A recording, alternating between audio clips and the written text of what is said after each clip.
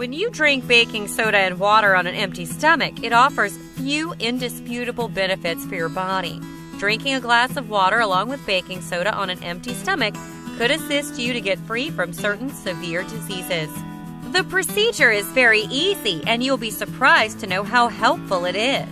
It is completely safe to drink a mixture of water with baking soda, as it can assist you in relieving symptoms connected with some conditions like indigestion, arthritis, heartburn, body infection, etc. The mixture is safe for your body if consumed in proper doses. Moreover, it could also assist to balance your body chemistry, activating self-healing. How to prepare baking soda and water.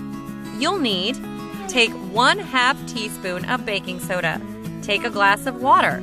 Preparation time, 2 minutes. How to do. Combine both these ingredients and then drink on an empty stomach.